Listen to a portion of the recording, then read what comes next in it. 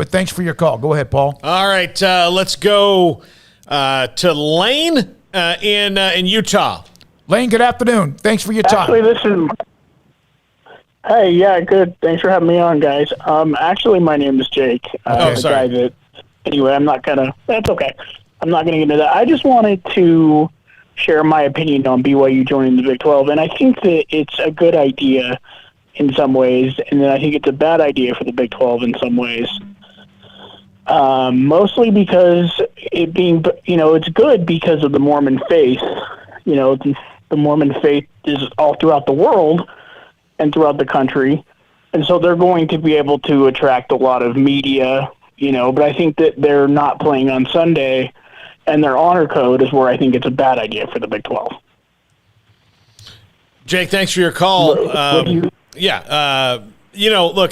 but the Big 12 has honor, the Big 12 has honor codes in other schools, and there's one here at Baylor, and BYU probably enforces theirs a little more strictly than most other schools, but I think that's all PR stuff ultimately that they're going to have to deal with, and wherever BYU goes, Baylor's going to have problems because of LGBTQ issues that they continue to deal with, and because of their honor code and all that. But eventually, I do think that schools are going to have to look. Part of also growing and accepting is maybe if you've got some schools that don't agree with you on the level, maybe if you reached out and did something with them and worked together in a partnership, maybe you could come to some sort of understanding.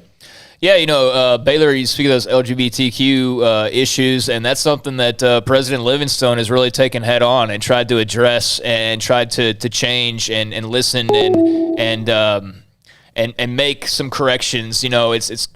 It's kind of hard to do exactly because there is the whole honor code and the rules of the school and all that were established so many years ago. But Baylor certainly opened the doors a lot wider than they ever were before.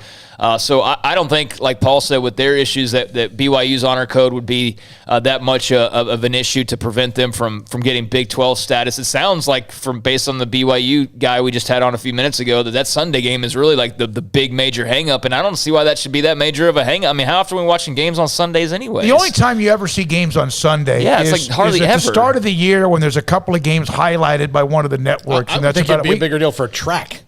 Right. Something like that, track and stuff like that. Yeah, I don't see where that would be an issue. So, I don't think the honor code thing would be a problem whatsoever. And sometimes we got to kind of open our minds and understand that not everybody thinks the exact same way. You know what I mean? And not that the way you think can't. Like, basically what I'm saying is Baylor obviously had some outdated issues, and they have opened their minds a little bit. I'm sure BYU's not going to budge too much, but I think other members might be open-minded enough to not have an issue with welcoming in a school that has their own set of rules like that. All right, this is what we're going to do the rest of this